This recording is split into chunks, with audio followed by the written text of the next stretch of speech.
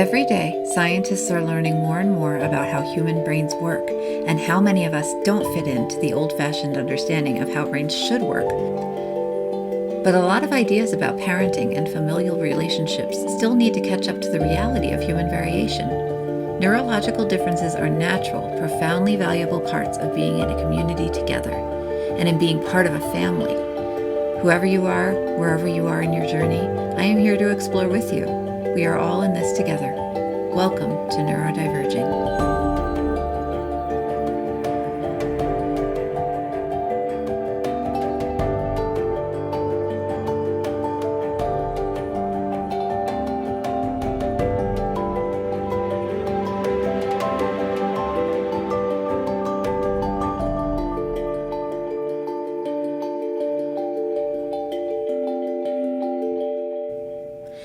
Hello, everyone, and welcome back to the Neurodiverging podcast. I'm Danielle Sullivan, and I'm your host. Today, I'm so pleased to be bringing to you this interview with Debbie Godfrey, who's a positive parenting guru. She's a certified parenting educator, bringing over 30 years of expertise in the parenting education field. She's helped parents around the world for 3 decades solve problems with their families and their children and improve behavior in a positive, gentle way.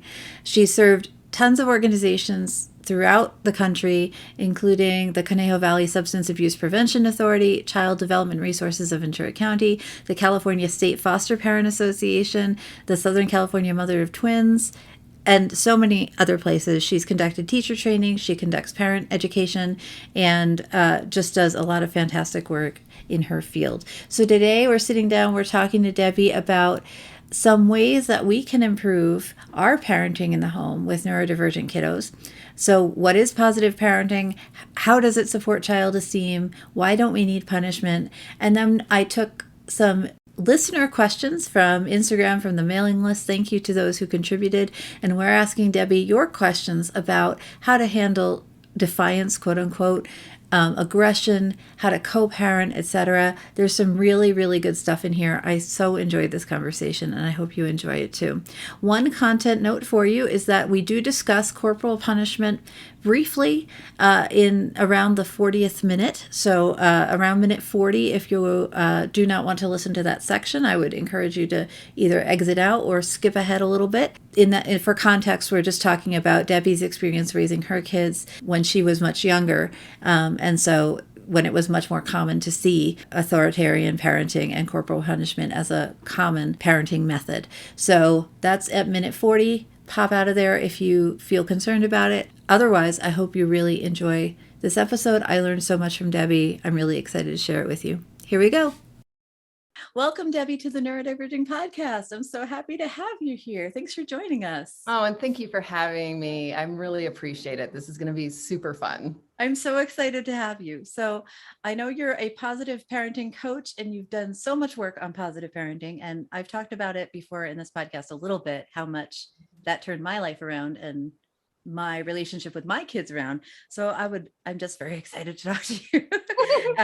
Could you tell us a little bit from your perspective about the basics of parenting, positive parenting, what it means and what it encompasses?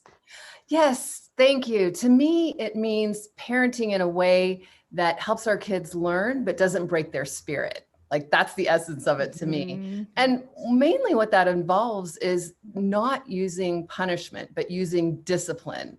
And they're two distinct things. Punishment is a form of discipline, but discipline involves a lot of other things than punishment. And so using ways that teach kids to be more responsible, respectful, do the right thing, all of those can be accomplished without punishing them. And one of the reasons for that is the effects of punishment. And often short-term punishment can be effective in correcting a misbehavior, but it almost always hurts the child's self-esteem.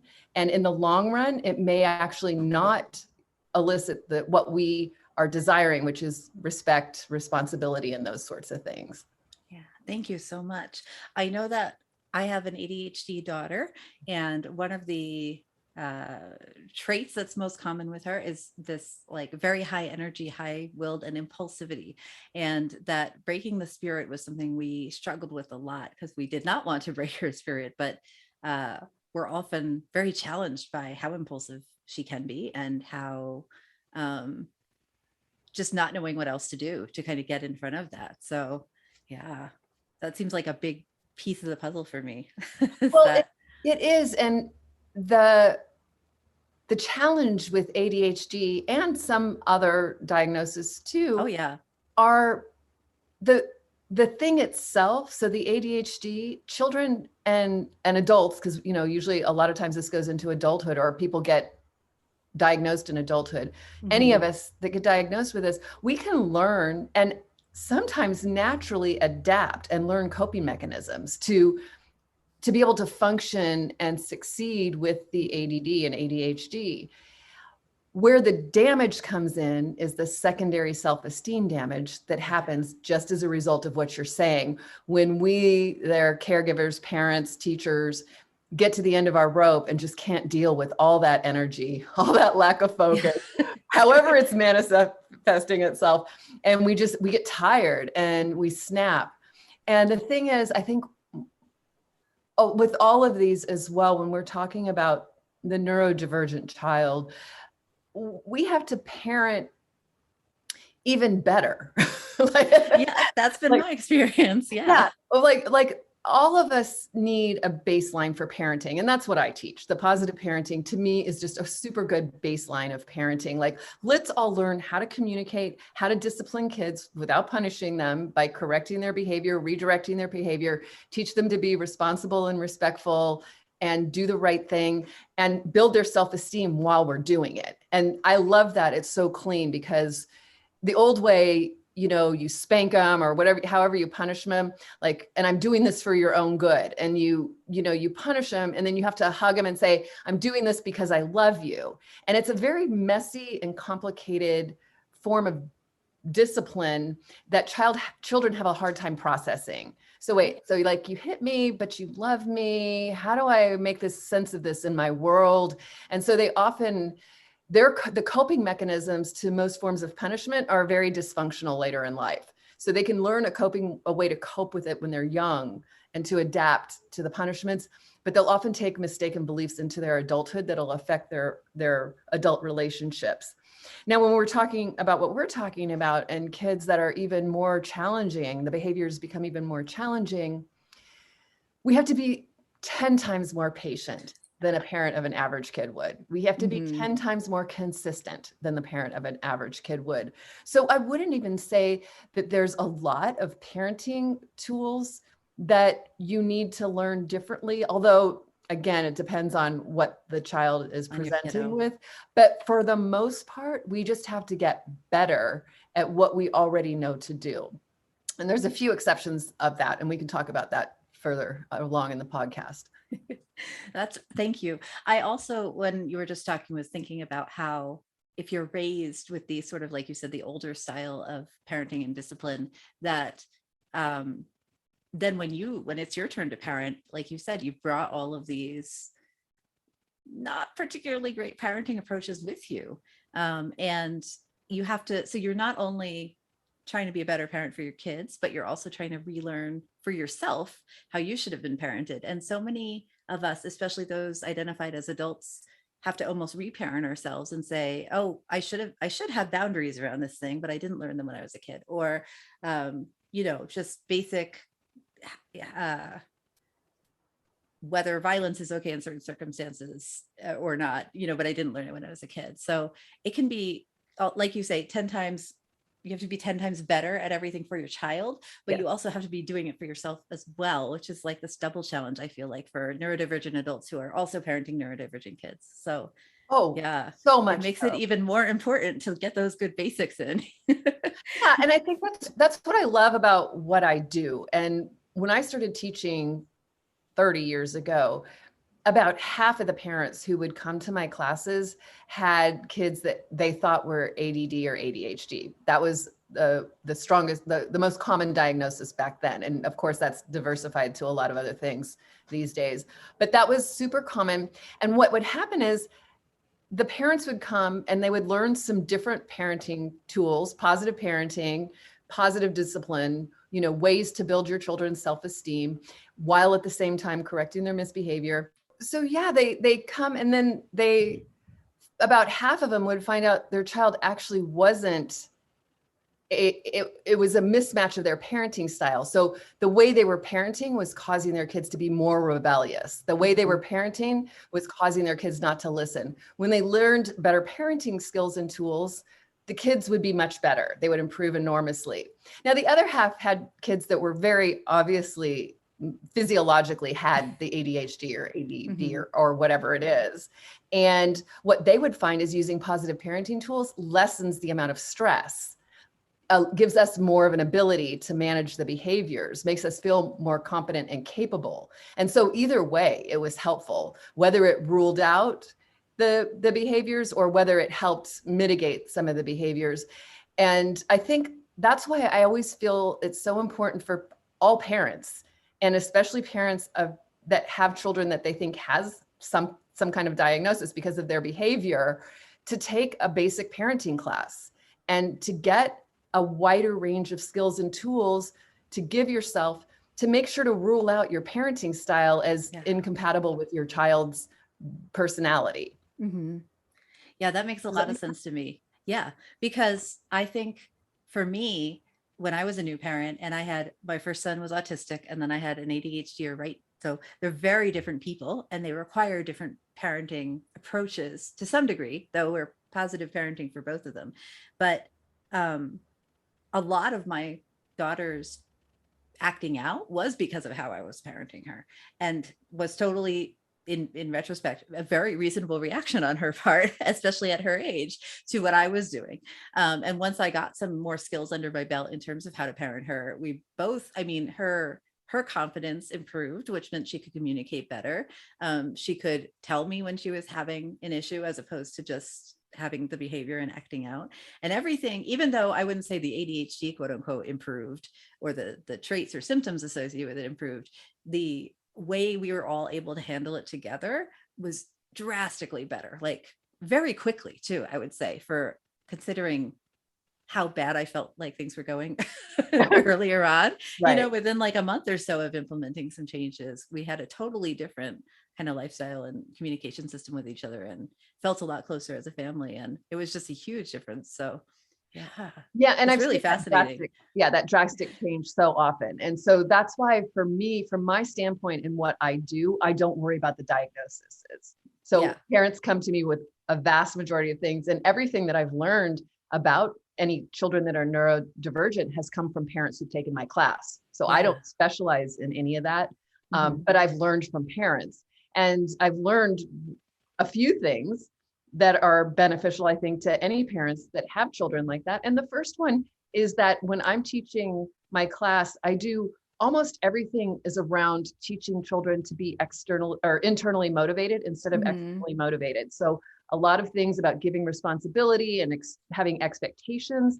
And when you have a child with, especially something like ADHD, where impulse control and where focus can be a challenge, those kids need external motivation. They need us to coach them and support them. And so I found the exact opposite is true for kids, most kids with certain diagnoses, is that put aside everything that I say about teaching them to be self-reliant. These children need you and you coaching them. And the way you can tell, and it's so interesting to me, when you have a child that doesn't have something, a special need, when you give too much, meaning in this case, if you're doing too much external motivation, their behavior gets worse. So they're like, I'm not going to do it. And you can't make me, or they get an attitude. And it's because a quote normal child is designed to become more responsible and self-reliant. And so if we're doing too much, they're going to react behaviorally with bad behavior. Okay. When you have a child who has a diagnosis and who needs that extra help, when you help and support that child, they're grateful. They do better. Yeah. They're so like relieved that you're willing to get in their court and support them. And to me, that's almost an instant way you can actually gauge the extent to which your child has something, doesn't have something. Yeah. when you're attempting to internally versus externally motivate them and their response to you doing that. When they really need help, those ones that really need help, if you're trying to let go too much, they fall apart. They can't do well, and they need us. And so you have to know your child and understand your child and be willing to provide what each child needs. Yeah, that's really insightful, because I know, especially like as a life coach, a lot of my work is helping people with that internal motivation and finding it and keeping it. And we know that external motivation doesn't work as well in terms of keeping people going. But for children with any kind of executive functioning issue whatsoever, they need external supports. Like it doesn't, and adults too, I should say, if you're an adult listening to this, I think adults are often sort of trained away from or not as open to receiving external supports and external motivation. But sometimes you need to bribe yourself with a fun trip or a plant or an ice cream cone from your favorite place or something, and that's kind of reasonable for some of our brains, and it's okay. Yeah, so it's the same for the kids. Yeah, so that's great. So thank you so much. Yeah, if I was having this conversation with parents of kids that didn't have anything, we wouldn't be having this conversation and letting somebody be okay. It's because there are exceptions to the status quo that we can do this and adapt. Absolutely. Yeah, neurotypical people in general, I think, tend to have, there are of course exceptions to every case, but tend to have better executive functioning skills, tend not to need as much external support with those especially. And so that extrinsic motivation of the rewards or the sticker charts or whatever are just not as important and not as helpful. Yeah. And backfire. Yeah. And backfire a lot. Yeah, for sure. Which is another way you can tell. So when, if a child won't do anything unless they want to know what's in it for them, like, what am I going to get? How much are you going to pay me? That's, that system is backfired. Yeah. Yeah. They're not doing it for themselves anymore. Right. Oh. Well, I'd love to use this time, if it's okay with you. I had put out a call to some of my followers on Instagram and on my mailing list and stuff, and said, I am interviewing this amazing person, and what parenting challenges are you having that positive parenting can maybe help with? And I pulled a couple of together, and I was hoping I could throw some at you and get some feedback. So I appreciate it very much.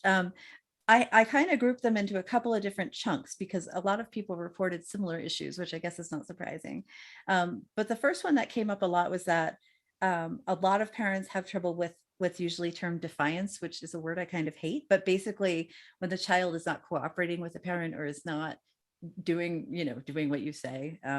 And how can we help kids who are quote unquote defiant? And how can we kind of get back on the same team with them? Especially, I feel like the defiance, if your kid is constantly not doing what you ask and putting up a big fight and a struggle every single time you ask, even for simple things, as a parent, it can really sort of heighten your anxiety and your stress level and make you more likely to sort of break or like lash out in anger or in stress instead of responding in a more positive manner. So how can we handle that as parents, and what should we do about that kind of defiant response? I know it's a big question. It is. And one thing I do really well is answer specific questions with specific ideas. And so when it's general like this, I get to give general, not quite as technical ideas. And so we can talk a little bit. If you think of a specific example, feel free to throw it out and we can pin this down a little better. In general, what you're talking about is a misbehavior that we call a power struggle. So there's 4 kinds of misbehavior. There's attention, which is when you say to a child, hey, can you pick up your toys? And they're like, yeah, I'll get in a minute, mom. And they are just not doing it, but not in a defiant way. They're just like distracting and cute and silly. It's like, come on, honey, come on. No. I mean, they don't say no. It's like, yeah, I'll get it. And, oh, you're so pretty today, mom. And they're just, they're hard. It's hard. They're all over the place. Yeah, but they're not doing it because their mistaken belief is, if I do what you say, you're not going to be engaged with me, which means I'm not going to be loved. And so that's why they've mistakenly come to believe if I handle whatever you said that you want me to do, if I do it, you're not going to pay any more attention to me. And that's why we call this the goal of attention, because If I can keep you busy with me, if I can keep you engaged with me, then I know I'm loved. Mm-hmm. All right. So another behavior is the goal of power. And the way we know if it's that goal is that we'll feel challenged and provoked by our child's behavior. And that's the one that you're basically talking about for the most part. And let me just go over the two others briefly, because one of the things that happens with these is each of these goals has its own specific corrective measure, and they're not interchangeable. So what I'm going to talk about with power struggles won't work if your child's in the goal of attention. So if they're just being cute and distracting and annoying, that's not going to work with what we're going to talk about. The other goal is called revenge. And this is the goal where when your child's misbehaving in a way where you feel hurt, like you want to hurt them back. So they're saying hurtful things, they're doing hurtful things. And that child's mistaken belief is, I'm hurt and I'm going to make you feel hurt the way I feel hurt. I'm going to take you down with me. So this is mean, hurtful, hateful behaviors. And you need to distinguish when your child's in the act of defiance. Are they being defiant? Am I feeling provoked and challenged? Or are they being hurtful and hateful? Am I feeling hurt, like I'm going to hurt them back? Because those two things have vastly different responses that will redirect the behaviors. And the final one is called the goal of inadequacy or avoidance. So this is the one where you tell your child to go pick up their toys and they're like, I'm so tired, I can't do it. And they whine. I know that one. Yeah, they're so annoying. And so that's another mistaken goal. And again, each of these 4 mistaken goals has its own set of corrective measures. And this is a big part of what I teach in the positive parenting is how to identify each of these goals when your child's doing them, and then how to correct each of them in the moment. And again, what we're talking about today, Danielle, with the parents of neurodivergent kids is you've got to learn this and do it better. Do it better than everybody else. Right. So with power struggles, when a child's being defiant, the first thing to understand is to look at that child more deeply than the behavior that's triggering you right now. And look and see that inside this child feels powerless. So the child that's being defiant and deliberately disobedient, inside, they don't know how to feel powerful in an appropriate way. But I've learned, I'm speaking from the child's viewpoint, I feel powerless, but I've learned if I defy you, if I don't do what you say, and you get all crazy at me, I feel powerful. So I've mistakenly come to believe that I could feel powerful by defying you. This is unconscious. And I think with neurodivergent children, it's even more unconscious. Yeah, I would agree. Right. And so we can't blame them for this. What they're doing is responding both to their environment and also to their physiology. So it's an understanding. The first step to redirect a power struggle is to just look more deeply at your child, take a deep breath. Oh, I'm feeling, I'm feeling triggered. I'm feeling provoked and challenged by this. My child's in the goal of power right now, and they're feeling powerless inside. So I need to be even more compassionate. The first thing we want to do as a parent in these situations is strip their power away. Like, don't you talk to me like that. Don't you do that. The first instinct is to strip their power away, which is making it even worse. By taking the power away of the child who's feeling powerless inside, they get even more defiant. They're going to prove to us that, in fact, they can boss us or they can control the situation or whatever. So stripping power away from them is super ineffective in this case. So one of the things that you want to think about is, how can I give the child appropriate power right now? So you have to look at the specific situation. And that's where we go and, is like, are you fighting over teeth brushing? And it's like, how can I give my child more power over this teeth brushing? I notice we're fighting all the time over teeth brushing. How about if you become in charge of being the toothbrush cop? And when it's time to brush your teeth, you make sure everybody gets their teeth brushed. And so they have to be in charge of making sure everybody gets their teeth brushed. And they tend to do better with that because now they have a job. Teachers are notorious for being really good at this. They'll take Teachers are really good at that. They'll take the child who's dominating in the classroom and they'll give them a job or something to be in charge of. And the child does so much better and quits distracting the whole learning environment. So that's one idea. for getting out of power struggles. There's about 10 different things that we could talk about. And the thing to know is that when you're interacting with a child who's defiant, that there's something that you can figure out, a way to help redirect this child to feel powerful without defying you. Yes. To be able to contribute without disrupting the whole environment. And again, you have to be more patient, because if you have a child who's triggered and is already sensitive in whatever way, they might need some physical help, that you might need to run around. You might need to somehow, hold them and be okay with not redirecting it right at this moment. Like, oh, it looks like, you're spinning, and like, we need to just connect, and everything is okay. And I'm here to support you.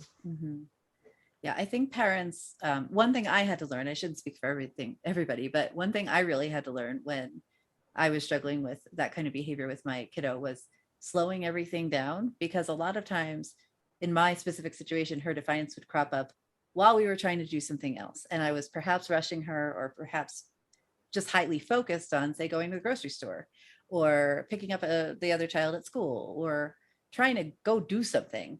And so I was focused on, let's get the shoes on, let's get the socks on. And I was making demands on her to go do the thing. And in my brain, I had, told her ahead of time, prepped her. And it was reasonable to have this expectation that we'd go pick up her brother at school at this time. But I'm sure in her brain, and she was like 2 or 3 too. So, a lot of stuff wasn't developed yet. But in her brain, I was kind of suddenly and out of the blue, even though I thought I'd prepped her, she'd forgotten because she was 2. So suddenly out of the blue, I'm like, do this, do this, do this. We got to go. And I'm not really giving her a lot of kind of focused attention or positive affect or any of those kinds of things that I now know to do. And I probably also didn't give her enough of a warning so that she could like get her brain, in the space she needed to get it. So it makes a lot of sense to me in retrospect that she would have kind of seen that as oh, mom wants me to do all these things. I need to take some of this back. I need to, regroup and take some power back from the situation. So yeah, it's funny how in retrospect, it makes a lot more sense once you kind of get a sense of what's going on in the kiddo's head. Yeah. Isn't that great? At the time, it was just the greatest parents by the time we finish. I know. You wish you could just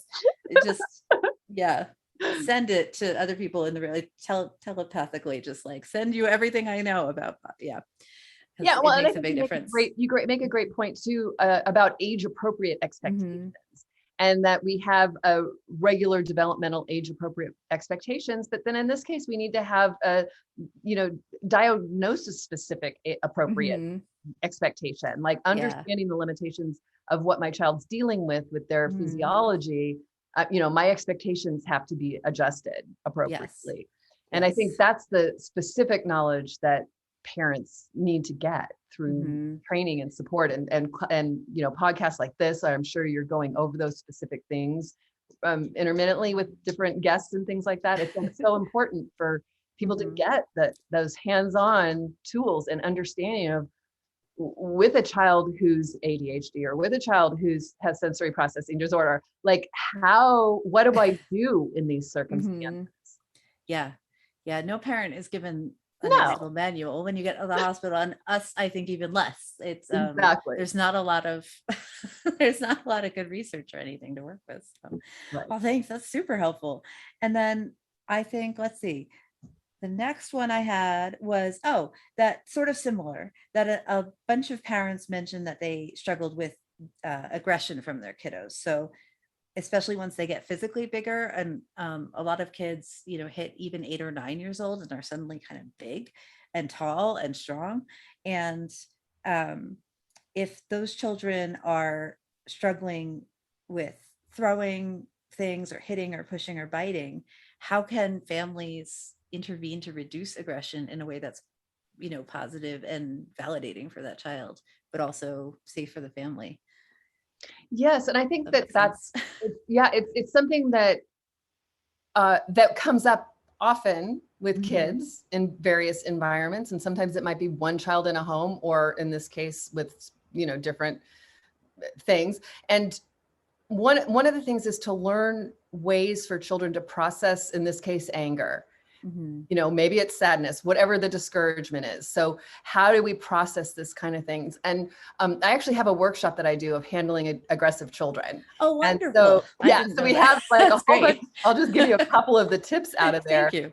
And, you know, one of the things is to teach the children to growl instead of yelling and screaming, because yelling and screaming triggers us like nothing else. Oh, yes. And so, and a growl coming from deep within is a great way to move emotions through the body. And so you teach them to growl like a bear or however you want to do this. But it's like, as soon as they start yelling and screaming and getting out of control, it's like growl and you can do it with them and, you know, help them to get it really low in their body.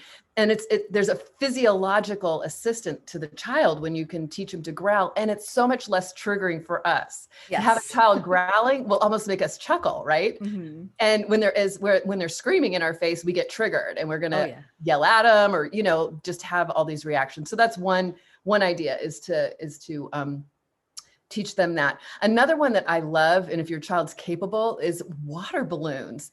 You go and fill up a bunch of water balloons and you take your child outside and I do this with them. You pick up these water balloons and you throw them against a wall and you splat them against a wall. And when a child's angry, like that physical of throwing their arm and then splatting the water balloon against a wall, it releases a ton of anger and it's really helpful. And there's even I know we're not seeing this, I'm having to do this verbally, but like throwing our arms out and throwing our hands out, like it's a way to get anger out of our bodies.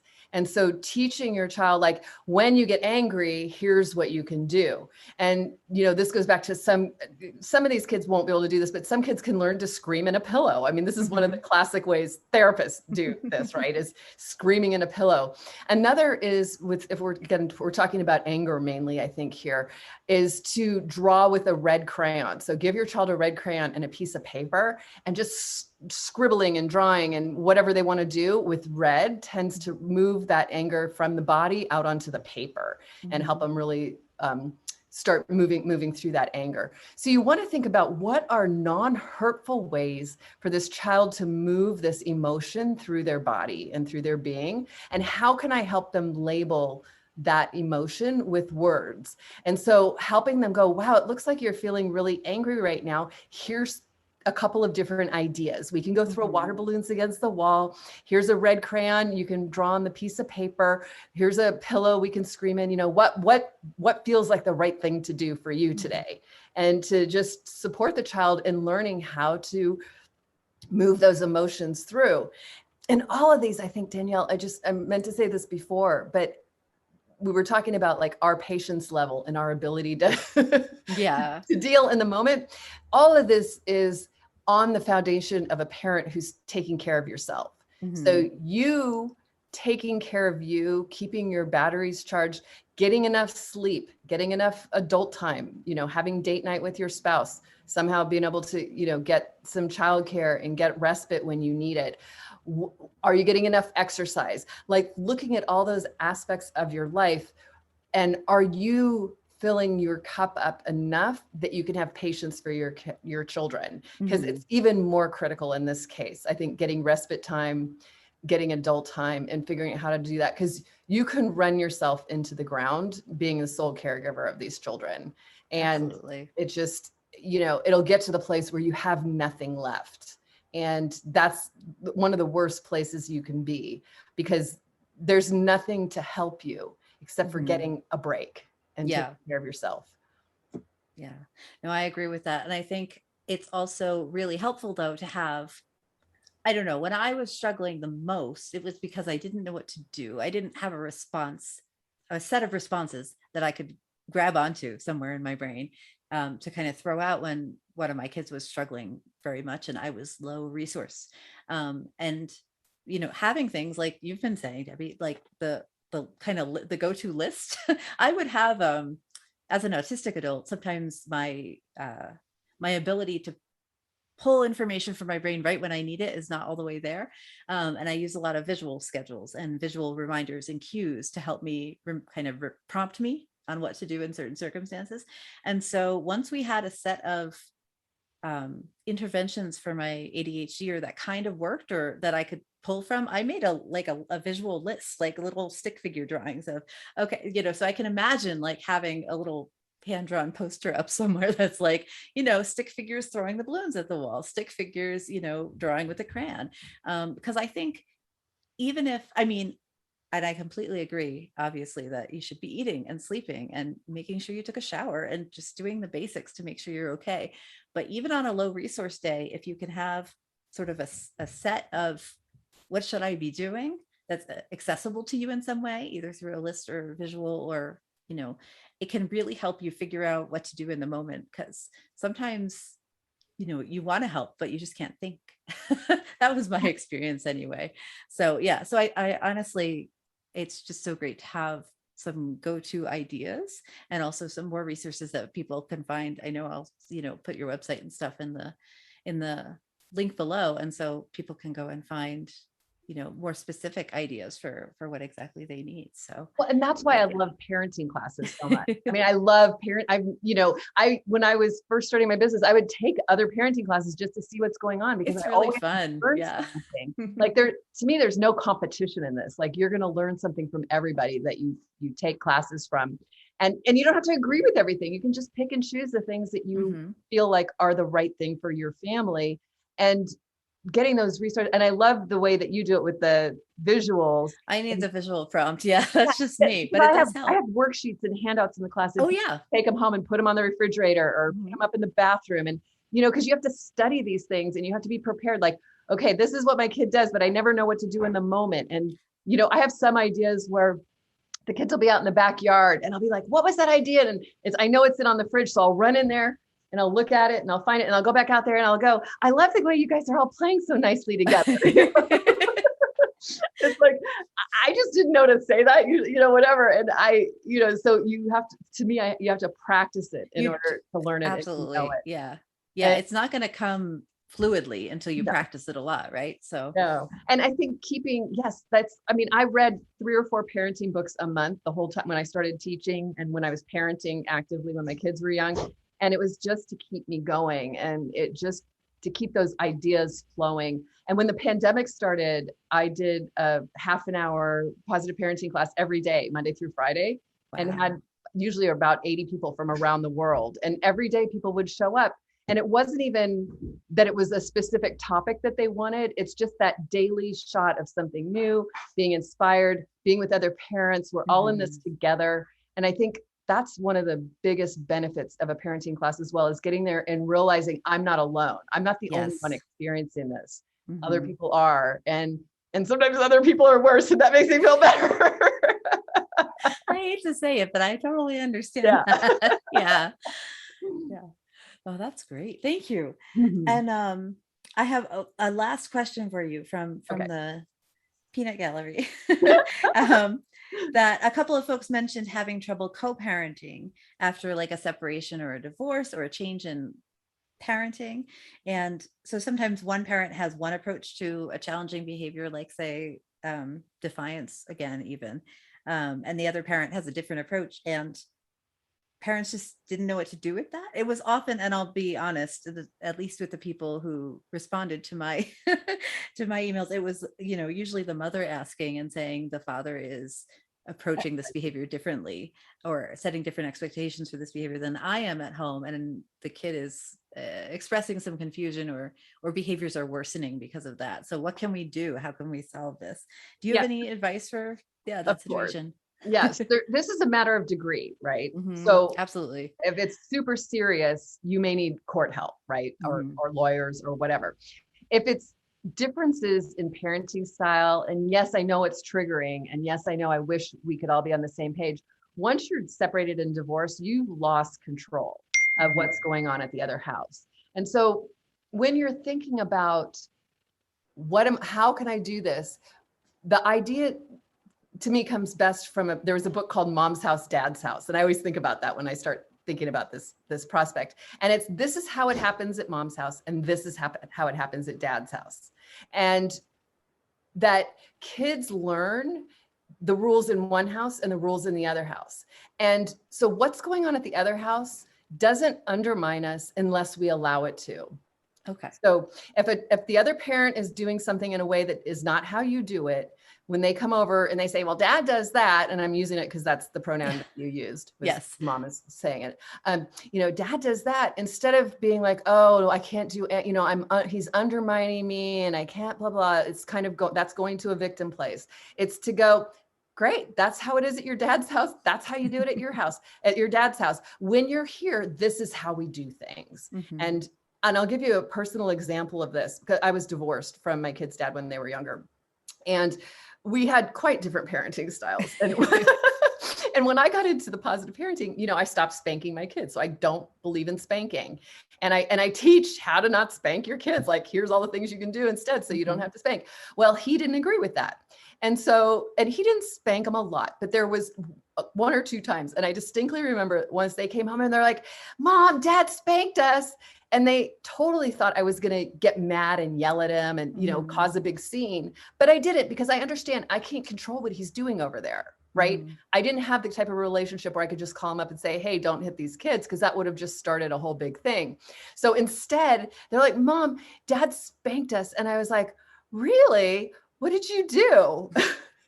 And they go, nothing. And I'm like, oh my gosh, he spanked you and you don't do anything? That's awful. And they're like, well, maybe we were running around in the carts in Costco. And I'm like, oh, and so he spanked you. And I go, so what did you learn? And they go, nothing. And I said, good. And I left it. Yeah.